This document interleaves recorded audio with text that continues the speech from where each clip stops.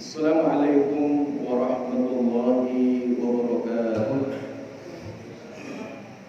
Innal hamdalillah nahmaduhu wa nasta'inuhu wa nastaghfiruh wa na'udzu billahi min shururi anfusina wa min sayyiati a'malina. May yahdihillahu fala mudilla lahu wa may yudlil fala hadiya lahu. Asyhadu an la ilaha illallah wa asyhadu anna Muhammadan abduhu wa rasuluh. Bapak-bapak dan ibu-ibu jamaah salat maghrib dan isya Masjid Nurul Falah, sekaligus peserta kajian tauhid atau kajian akidah rutin.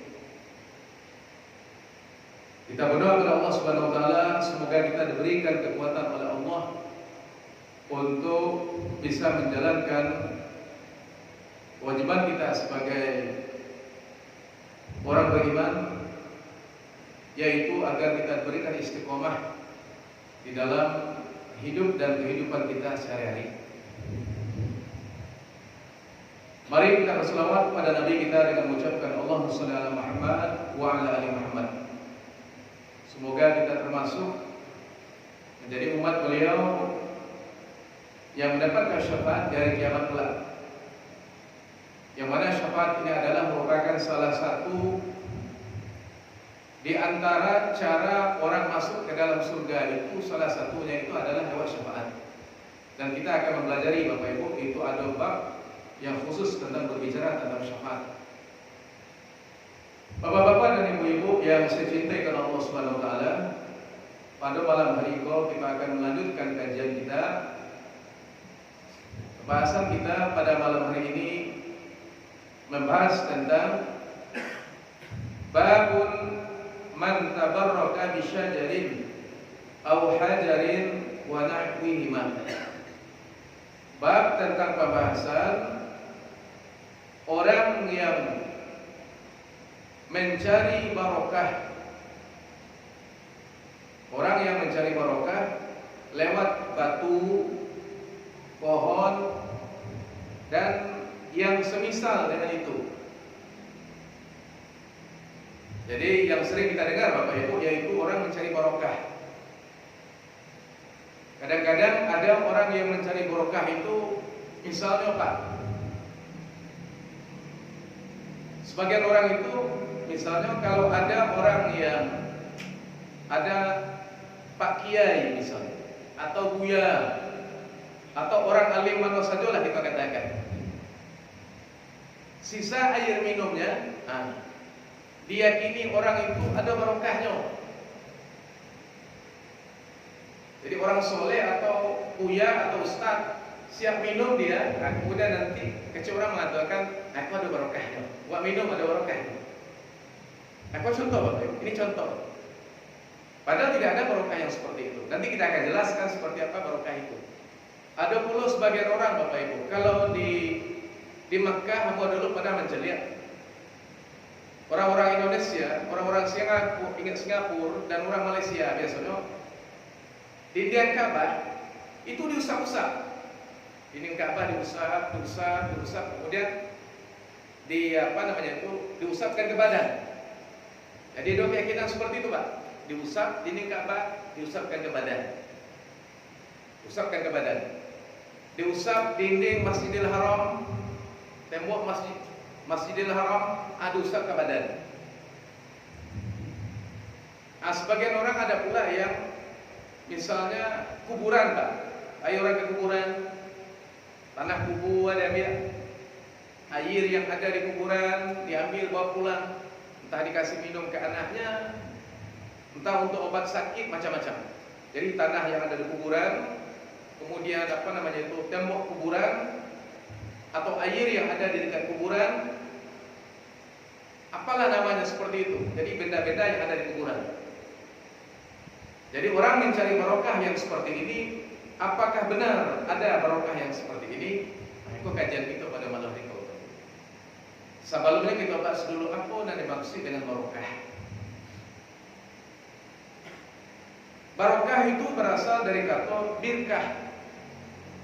Jadi birkah di dalam bahasa Arab, birkah makna birkah itu yaitu tempat air minum atau sumur. Jadi kalau sumur, sebagaimana yang kita ketahui, di dalam sumur itu air yang banyak. Jadi banyak airnya banyak, kemudian airnya melimpah-limpah dan airnya tidak lari kemana-mana. Jadi selalu ada airnya. Jadi banyak airnya, banyak kebaikan yang ada di dalamnya. Jadi barokah itu maknanya itu adalah sesuatu kebaikan yang banyak. Sesuatu kebaikan yang banyak.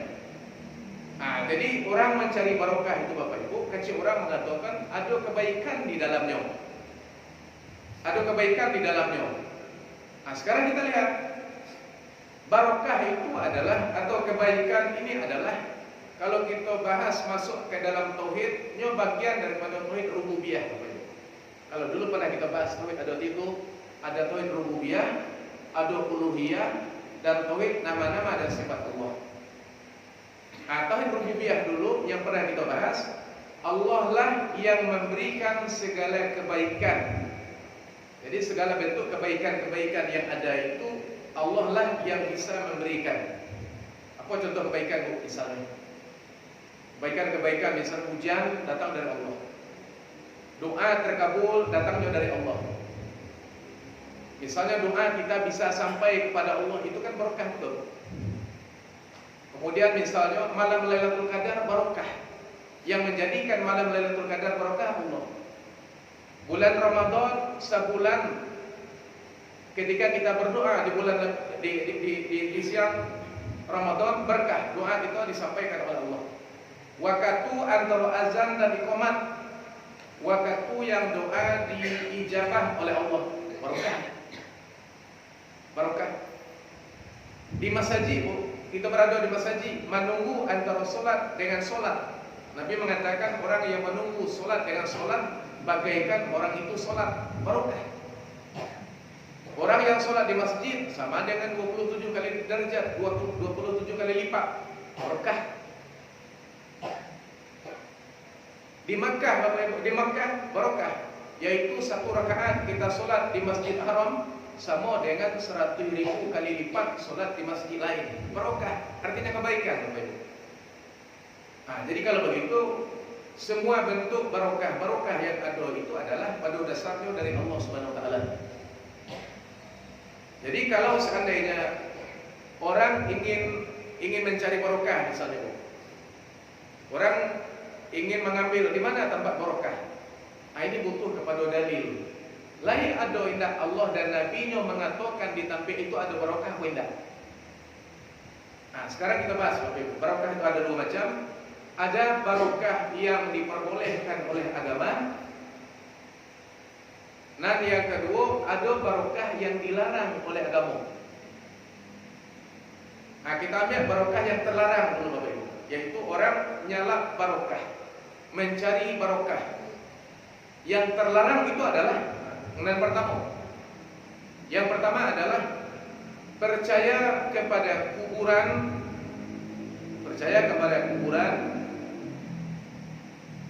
tanahnya, temboknya,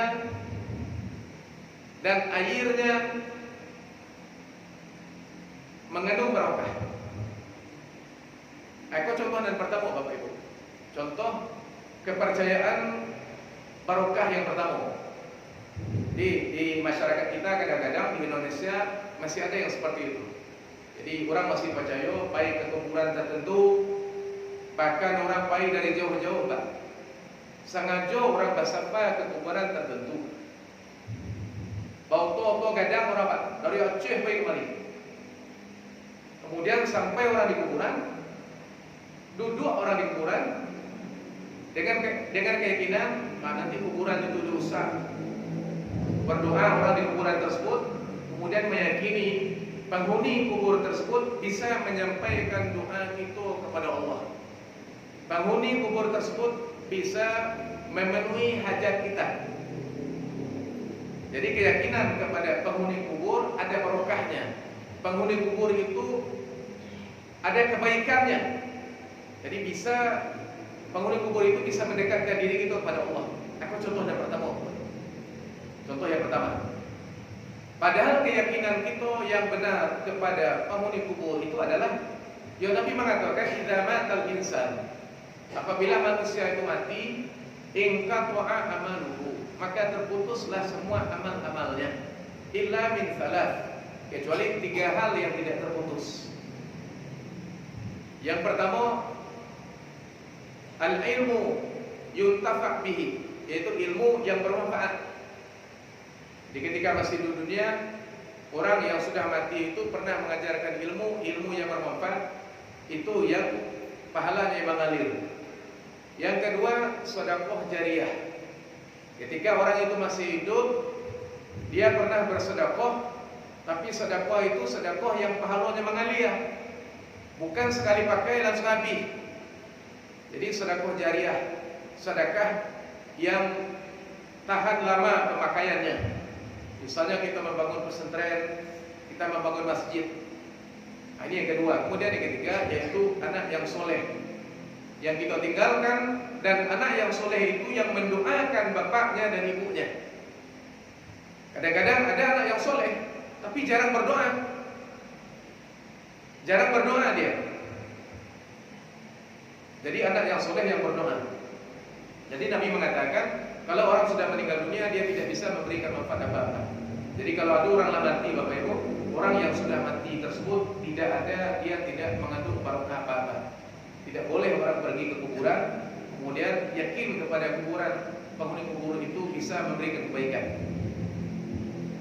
Nah, itu penghuni kubur, Bapak Ibu.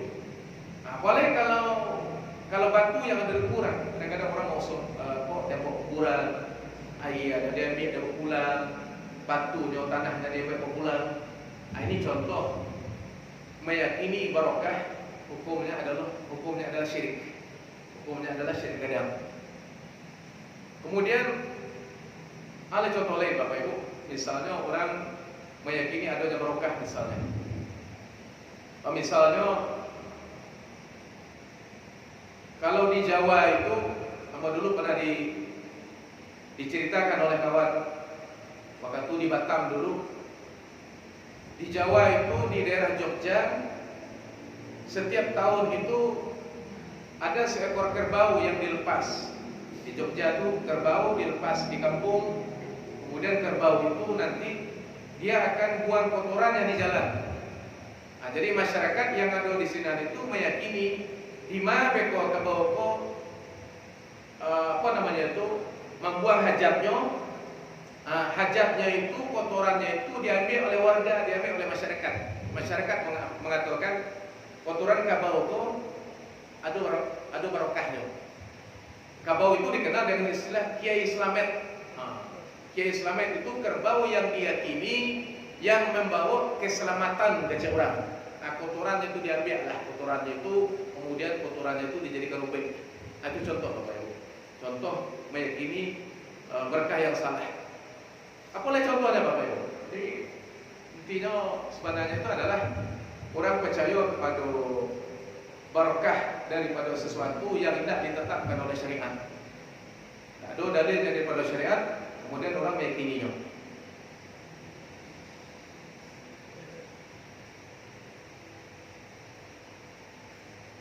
Baik, mari kita lihat di dalam hadis dulu, Bapak Ibu. Jadi pernah terjadi di zaman Nabi kita, pernah terjadi, yaitu ada sebagian para sahabat yang baru saja masuk Islam. Yang namanya orang baru masuk Islam pasti ilmunya masih kurang. Jadi para sahabat itu mereka mengatakan kharajna ma Rasulillah sallallahu alaihi wasallam ila Hunain. Suatu hari kami ikut berperang bersama dengan Nabi ke Hunain, yaitu ketika itu perang Hunain. Wa nahnu hudatsa'u bi ahdin bi kufrin. Yang mana kami ketika itu adalah baru saja masuk Islam. Walil musyrikina sidratun yaqufuna indaha wa yanutuna biha aslihatahum.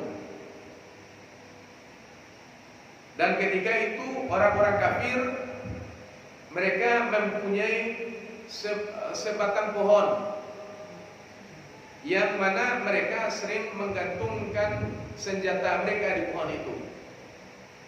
Nah, jadi para sahabat Nabi ketika melewati jalan, Bapak Ibu, mereka lewat di jalan, kemudian ketemu dengan pohon, namanya pohon Zatul Anwat.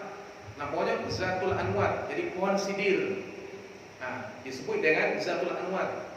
Jadi orang kafir ketika itu sebelum mereka ke perang, ke medan perang, orang-orang kafir menggantungkan senjatanya di situ. Kalau digantung senjatanya di situ, beko ketika berperang senjatanya itu bisa membunuh lawan. Nah, itu keyakinannya.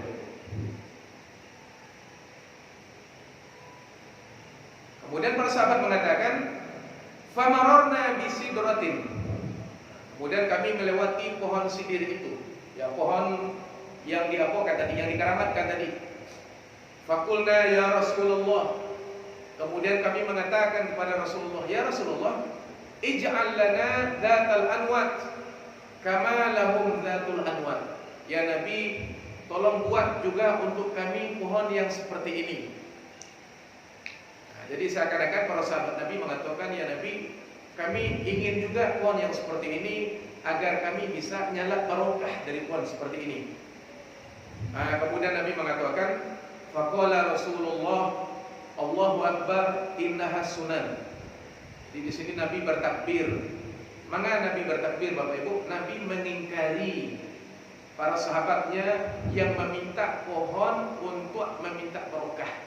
Berarti menunjukkan kepada kita, Nabi melarang, Nabi mengingkari.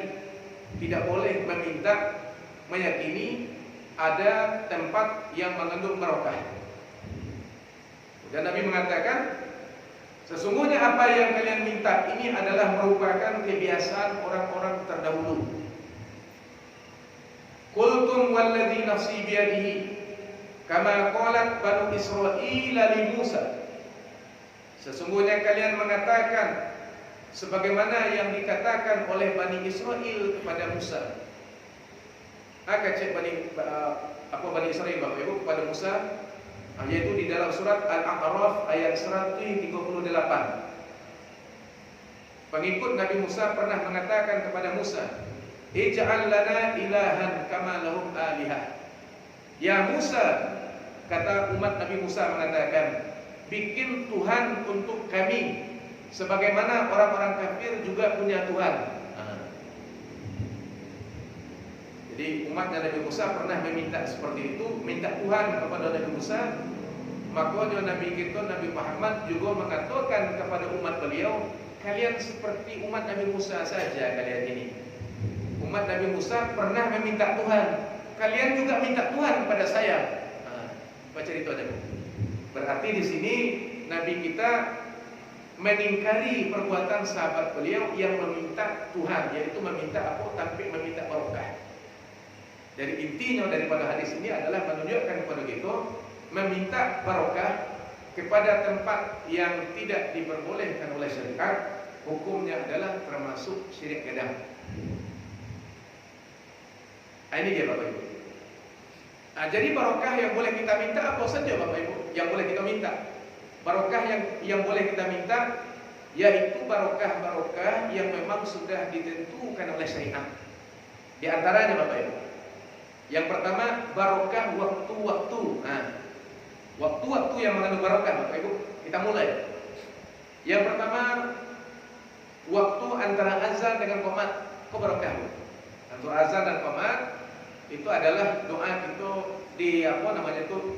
di tidak akan ditolak oleh Allah Subhanahu wa taala. Jadi ketika antara azan dengan qomat itu banyak berdoa kepada Allah waktu antara azan dan qomat. Nah, ini waktu barokah yang pertama. Waktu barokah yang kedua, ketika kita sedang bersujud, Bapak Ibu. Ketika kita sedang sujud mana saja, Bu? Sujud rakaat yang pertama, sujud yang pertama, sujud kedua, rakaat yang kedua, rakaat ketiga, rakaat yang keempat, bukan khusus untuk rakaat yang terakhir saja. Nah, jadi Nabi mengatakan, aqrabu ma yakunul 'abdu bi rabbih wa huwa sajid.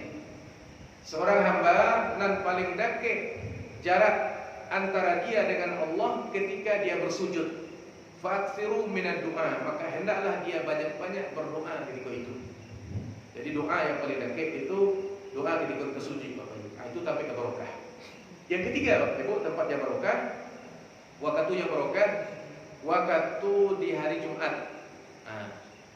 Di hari Jumat, Bapak Ibu, yaitu sepanjang waktu yang ada di hari Jumat itu adalah waktu yang paling mustajab pada untuk doa. Waktu yang mustajab untuk berdoa, terutama setelah asar, Bapak Ibu. Setelah asar sampai maghrib. Kemudian yang keempat, ketika hujan lebat. Ketika hujan lebat, waktu yang mustajab untuk berdoa. Waktu yang mustajab untuk berdoa. Kadang-kadang orang ketika hujan lebatnya mengatakan, la hujan lari. Hujan ke hujan negara Jona. Menyalahkan hujan, menyalahkan masa waktu ini adalah mencela Allah Subhanahu wa taala. Dan menjadikan hujan Allah, menjadikan itu Allah, menjadikan malam Allah. Awak kena jawab menyalahkan ciptaan Allah Subhanahu wa taala. Indah ada dapat pahala dek kerana berdoa kepada Allah, malah dapat lo dosa dek kerana menghina dan menjelekkan perbuatan Allah Subhanahu wa taala. Kau nak kata, jadi ketika jalan lebih. Yang kelima, di sepertiga malam terakhir. Sepertiga malam terakhir adalah sebagaimana yang kita ketahui doa luar biasa, Bapak Ibu. Dan Nabi mengatakan dalam hadis, Allah turun ke langit dunia pada sepertiga malam terakhir. Yanzilu Rabbuna ila sama'i dunya hina yabqa thuluthul lailil akhir. Allah turun pada sepertiga malam terakhir ke langit dunia. Jangan kita tanyakan bagaimana Allah turun, Bapak Ibu. Jangan kita tanyakan itu. Dan ketika itu Allah mengatakan, ketika dia turun ke langit dunia, dia mengatakan, mana orang yang berdoa kepadaku akan kukabulkan. Mana orang yang meminta akan kuberikan. Mana orang yang minta ampun dan beristighfar akan aku ampuni semua dosa-dosanya.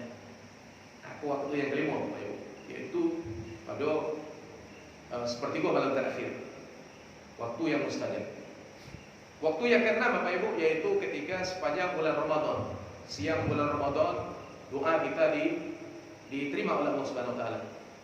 Kemudian antara berbuka, Bapak Ibu, sebelum berbuka puasa, waktu yang barokah. Waktu yang barokah. Jadi banyak waktu-waktu itu, Bapak Ibu. Waktu itu banyak sekali. Kemudian adalah tampik-tampik, Bapak Ibu, tempat-tempat yang mengandung kebaikan, mengandung barokah. Yang pertama, tempatnya itu adalah yang pertama di Masjid Haram Mekah. Pertama di Masjid Haram, barokahnya di situ solat sama dengan 1 rakaat solat di sana sama dengan 100.000 rakaat solat di masjid di tempat biasa. Rakaat. Tapi yang masalah kadang-kadang orang pergi umrah indah solatnya diperbanyak. Nan banyak belanja. Sehari pergi ke ke kebun untuk ke ladang unta. Sehari dah pergi lagi ke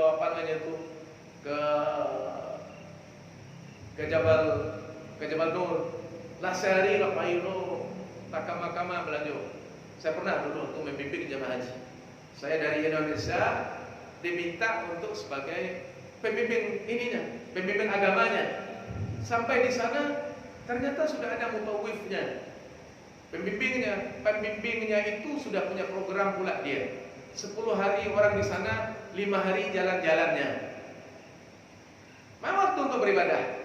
5 hari jalan-jalannya, 3 hari litaknya 3 hari, latihannya 3 hari, tinggal 2 hari orang untuk pergi masjid. Itu entah ya entah tidak. Jadi kadang-kadang padahal keutamaan solat di Masjidil Haram itu 1 rakaat sama dengan 100.000 rakaat. Ini Bapak Ibu, di Masjid Haram.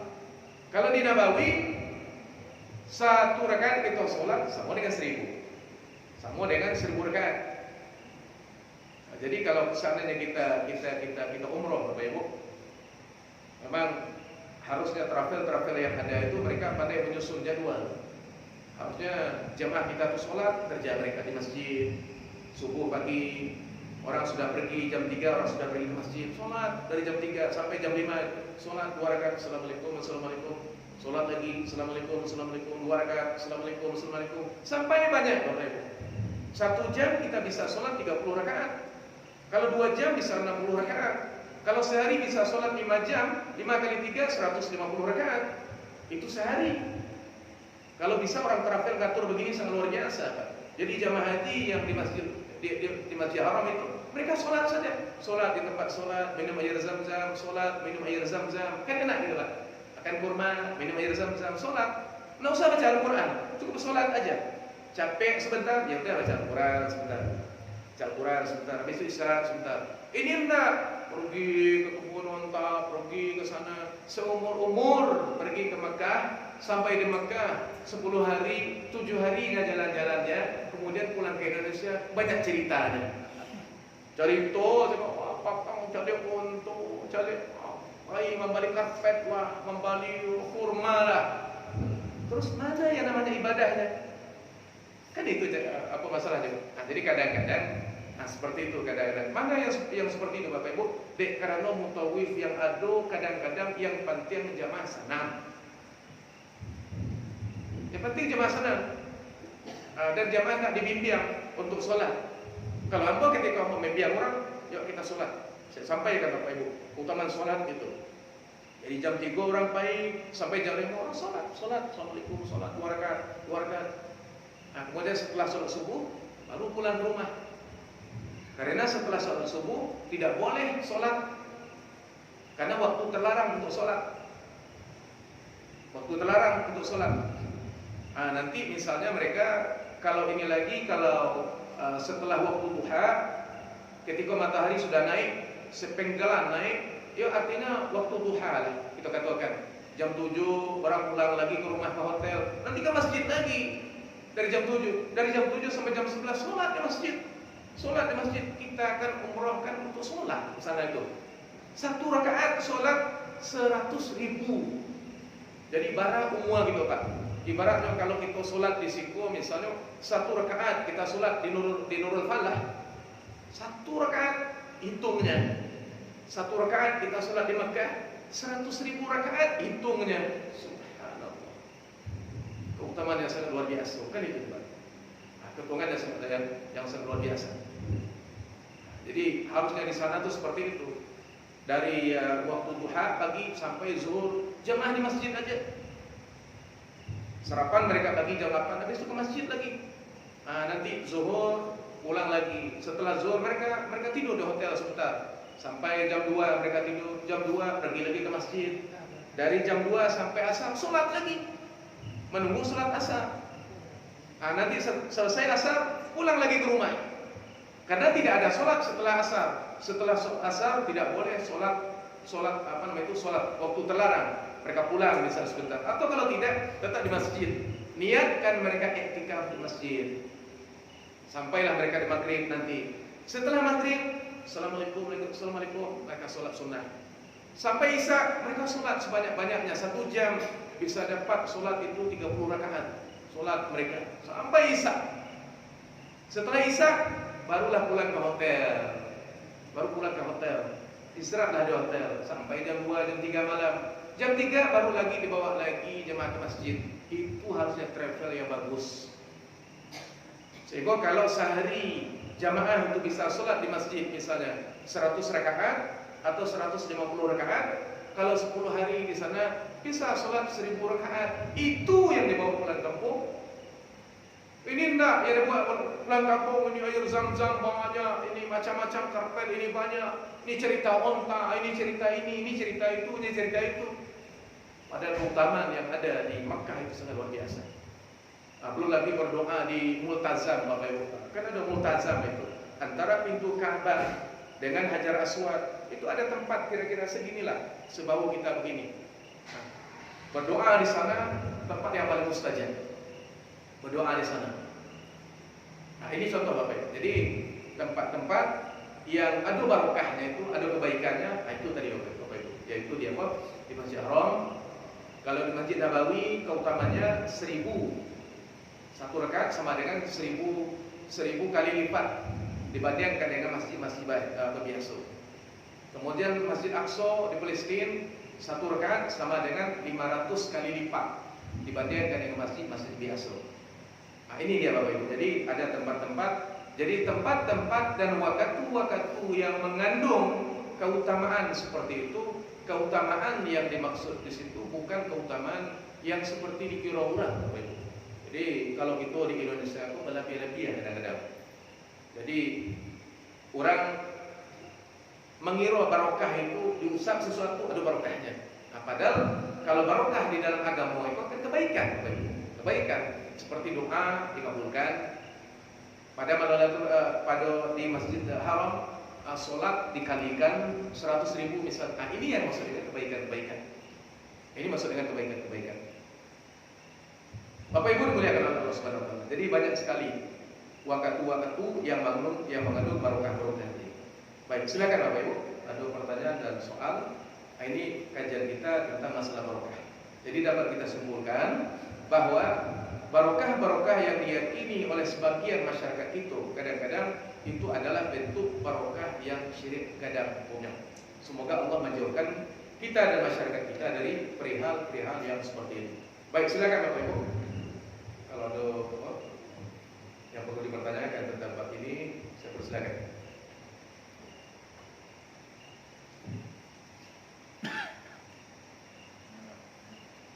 Silakan Pak Ibu.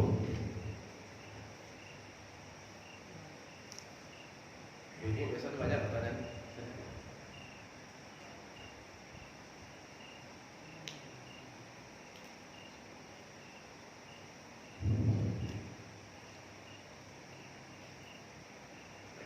Kalau belum ada Bapak Ibu, kita lanjut bab yang kedua.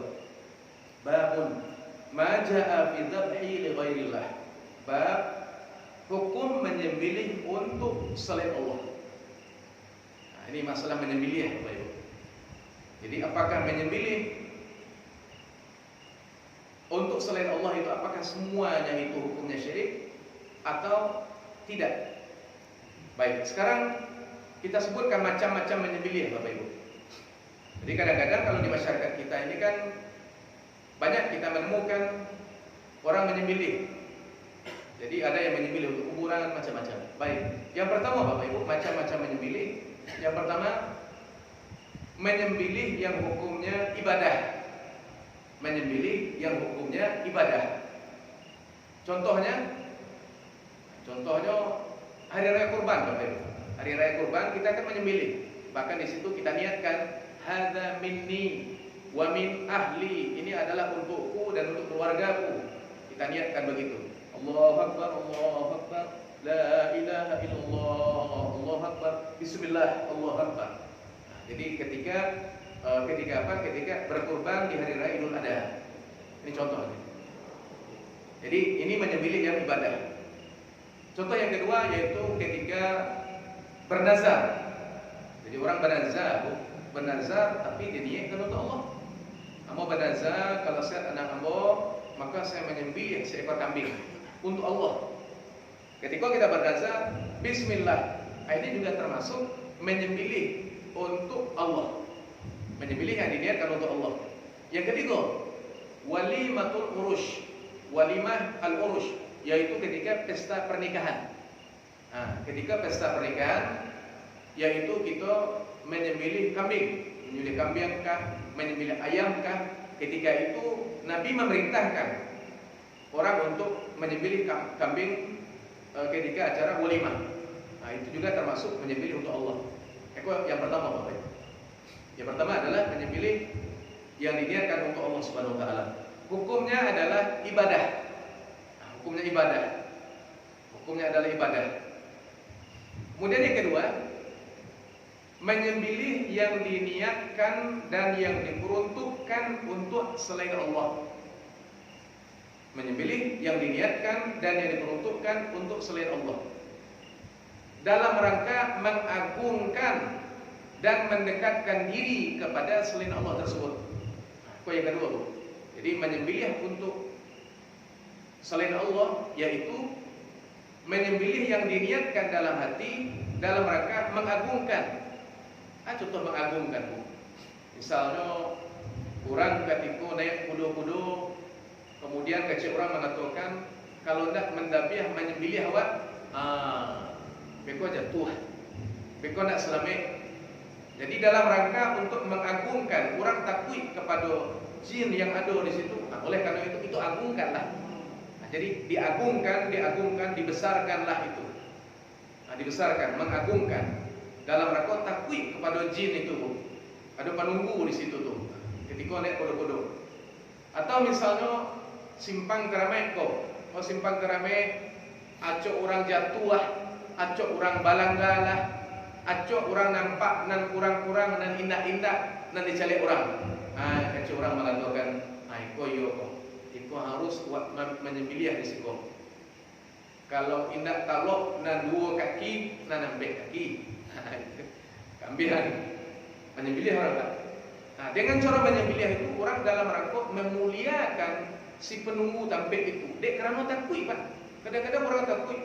Beko kalau tidak menyembelih awak, acuk orang langgar, acuk orang jatuh. Akhirnya orang menyembelih dari situ. Dengan apa? Dengan maksud dalam rangka untuk dikarenakan adanya rasa takut kepada penunggu itu, jin yang ada di situ. Nah, ini juga contoh daripada menyembelih untuk selain Allah. Menyembelih untuk selain Allah. Boleh contoh lain. Menyembelih untuk selain Allah. Rumah lelamo nak ditunggu. Kecil orang, ada bunyi orang mandi di apa di kamar mandi. Ada bunyi orang berjalan, bunyi orang galak, bunyi anak ketik menangis. Macam-macam kecil orang. Coba caranya, rumahku harus didinginkan, dilapih pundu, didarahi. Mendarahi ini Bapak Ibu menyembelih yang diniatkan dalam rangka untuk memuliakan jin yang menunggu rumah itu. Padahal caranya bukan begitu. Musir jin tidak seperti itu. Gampang musir jin. Jin itu paling takut dia dengan manusia. Sebab manusia dan jin itu setara Bapak Ibu. Dia sangat takut kepada manusia. Kalau kita sholat di rumah itu, kita baca Al-Quran di rumah itu, kita zikir di rumah itu, pantangan bagi dia langsung dia pergi. Jin itu tidak akan menguasai manusia. Paling-paling sanggup dia sekali dua kali dia masuk ke dalam tubuh manusia. Setelah itu kita ruqyah pada orang itu, kita kasih dia kekebalan dengan artian kita kasih dia zikir pagi dan petang, kita bina dia agak seminggu dua minggu, habis itu jin tidak akan sanggup. Jadi kadang-kadang orang dipeternakkan betul rasa takut ini. Kadang-kadang orang kampung itu Bapak Ibu takut pada jin itu sudah dari nenek dulu. Dari nenek yang paling tinggi sampai ke bawah-bawah itu sudah dipelihara betul. Aduh, jangan nanti kita begini, jin akan begini, jin akan begitu. Akhirnya apa yang terjadi? Akhirnya diturunkan rasa takut itu kepada anak cucu yang ada. Nah, itu tadi Bapak. Jadi contoh yang ketiga tadi mendinginkan rumah.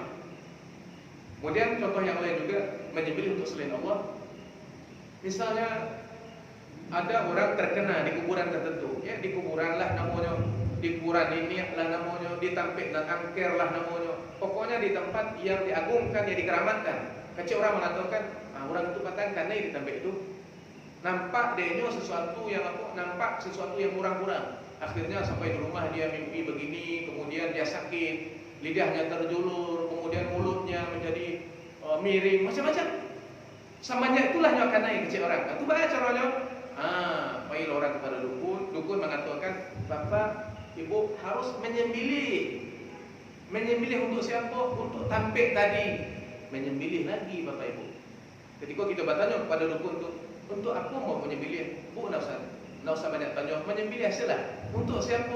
Untuk orang di sini. Siapa di sini? Pokoknya jangan banyak tanya. Kan itu jangan banyak tanya. Menyembelih Bapak Ibu. Menyembelih untuk maksud seperti itu. Ini masuk ke dalam pembahasan kita Bapak Ibu. Menyembelih yang diniatkan untuk selain Allah. Ini adalah hukumnya syirik besar.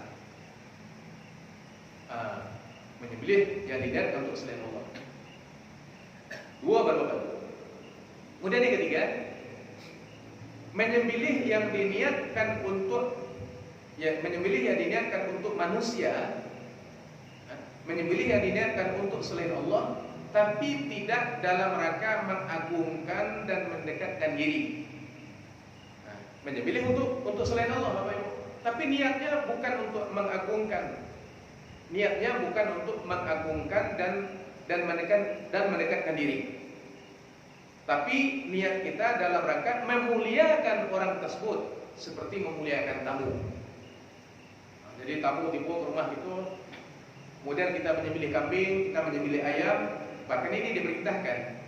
Jadi kita menyembelih untuk tamu bukan karena kita mendekatkan diri kepada tamu, tapi dalam rangka kita memuliakan tamu.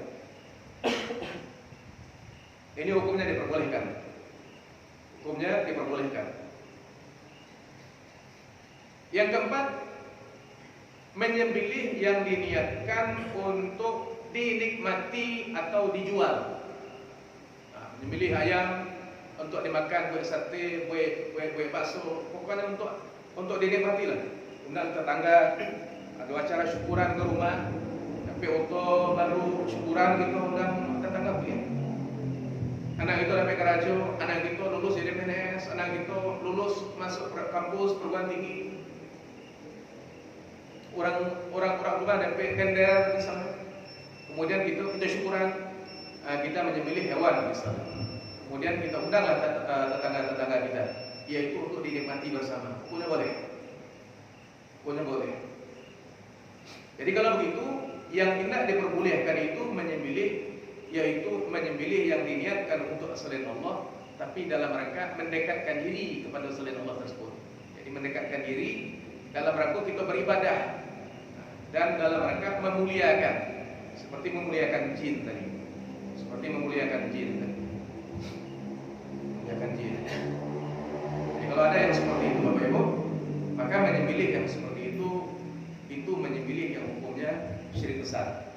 Baik, silakan kalau ada soal Bapak Ibu.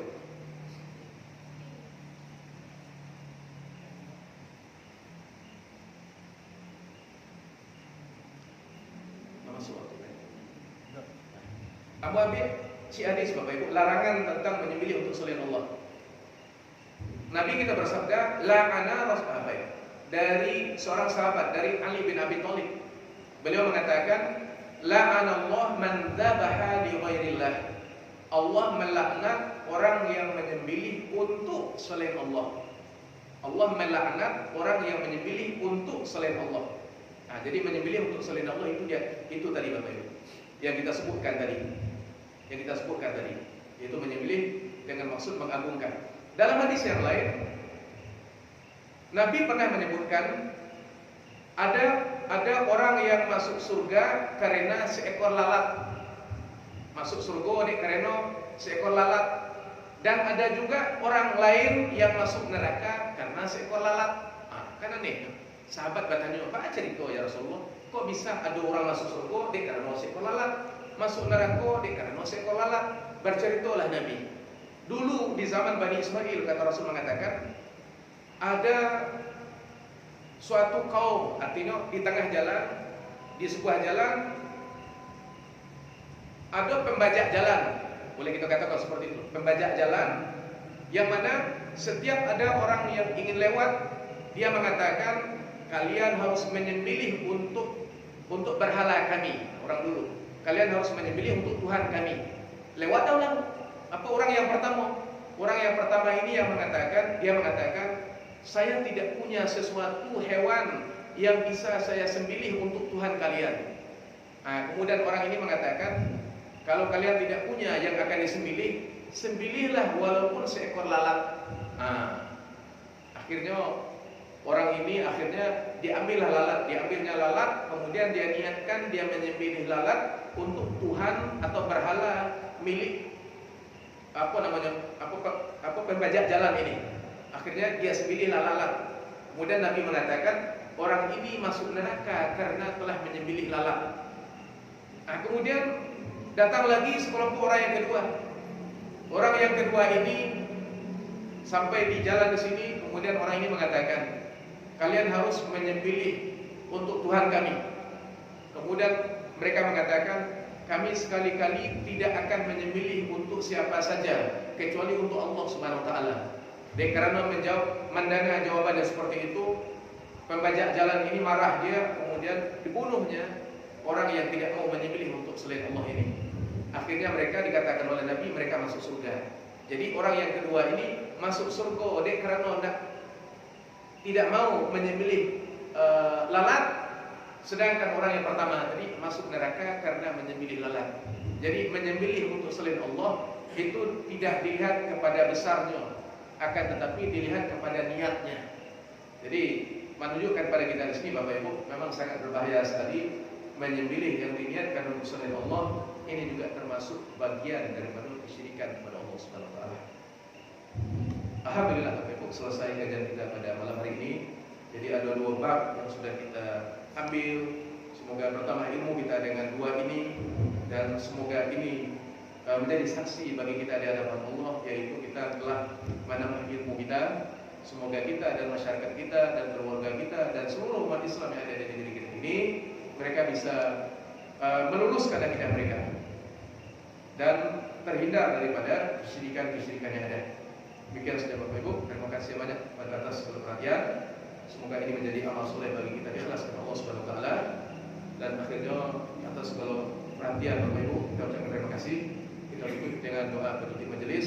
Subhanallahi wa bihamdika, asyhadu an la ilaha illa anta, astaghfiruka wa atubu ilaik. Assalamualaikum warahmatullahi wabarakatuh.